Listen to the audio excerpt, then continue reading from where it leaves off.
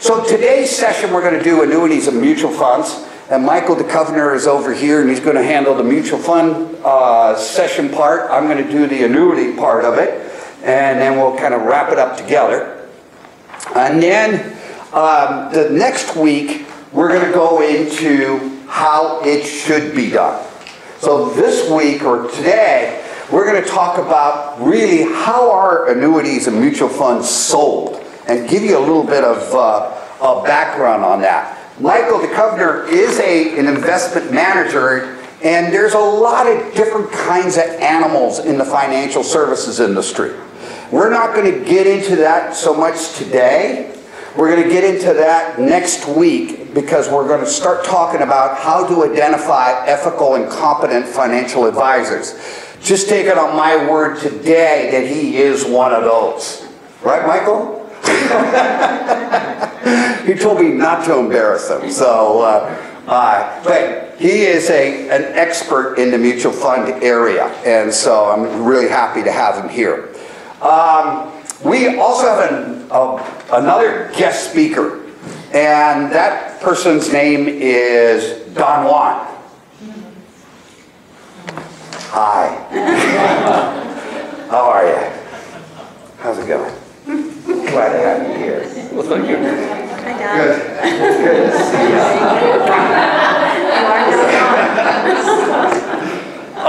What's your name? Ellen. Ellen.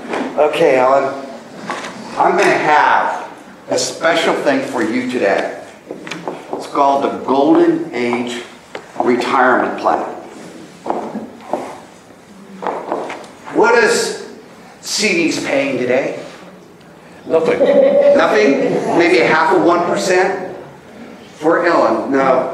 But is it E-L-L-E-N? It was 2% at the bank for a 10-year one. That wasn't it? I'm going to offer you a 6% fixed return. And because you're special, I'm going to do an extra 2% bonus if you sign up today. Okay? Not only am I going to give her 6% return on her money, but I'm going to guarantee it. It's going to be guaranteed. 2, 3, it's going to be no cost to her. And it's going to be, she's not going to have to pay any tax, no taxes. Such a deal. Ellen, you got to play along.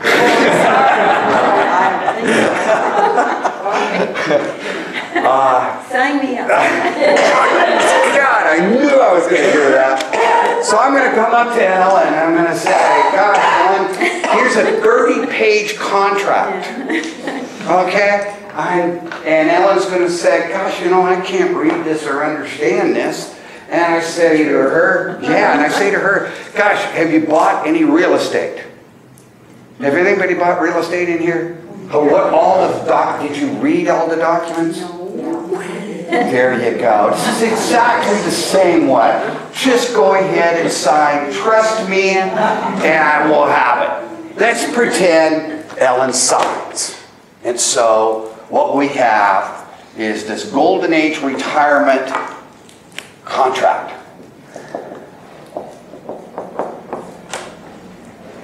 And, by the way, Ellen's not going to see me for another 30 days. And we'll talk a little bit about that as well. We'll just put that up here. And it's not that I don't like her, because I think she's one of the most loveliest person in the room. Right, Ellen? You are Don Juan. That's right. I practice. Okay. We said that she signed a contract.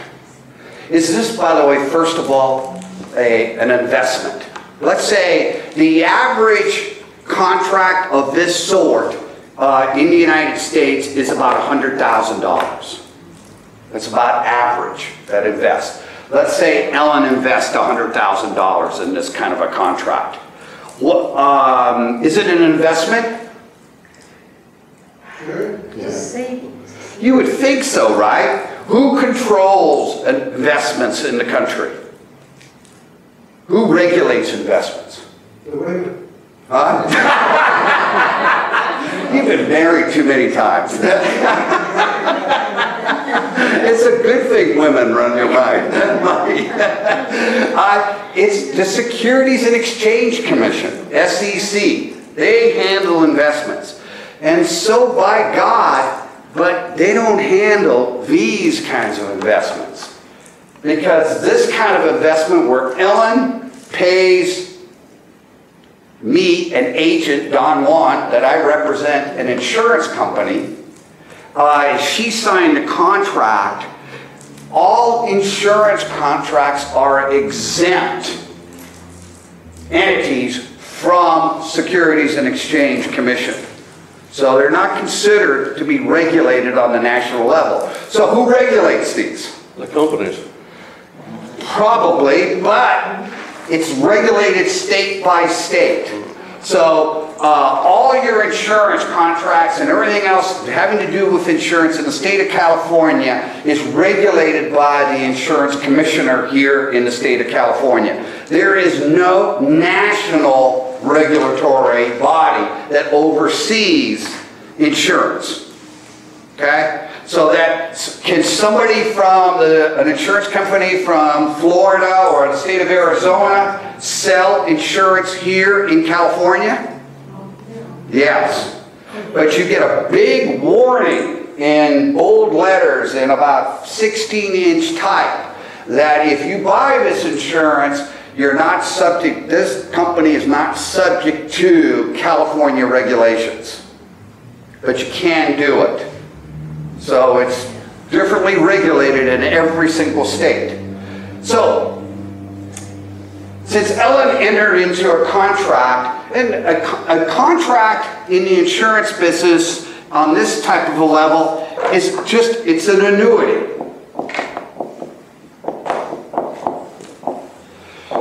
How are contracts regulated here in the United States? Contract law? Yeah, simple contract law. How long do you think insurance companies have been writing annuity contracts?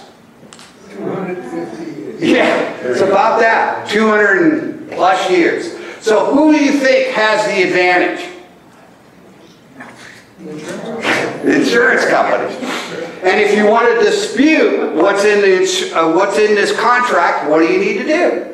You need to take the insurance company to court and say, hey, this contract is invalid, or, you know, it doesn't, you know, it's whatever. Do we have a right in the United States to enter into a good, bad, or indifferent kind of contract? Yeah. Absolutely. So, in fact, do you care about Ellen, whether or not she signs a bad contract or a good contract? You don't give a damn. I know you don't. I thought she was my best friend. She hasn't given you any money. So everybody gets to, you know, nobody really cares. If you go to Vanguard or TIA-CREF, those are two good sources, honest sources of annuity information and annuity contracts themselves. One of the reasons for that is they do not charge any kinds of commissions. Okay? And so the reason why we have 8 billion, that's with a B, sold in 1 year is because of commissions.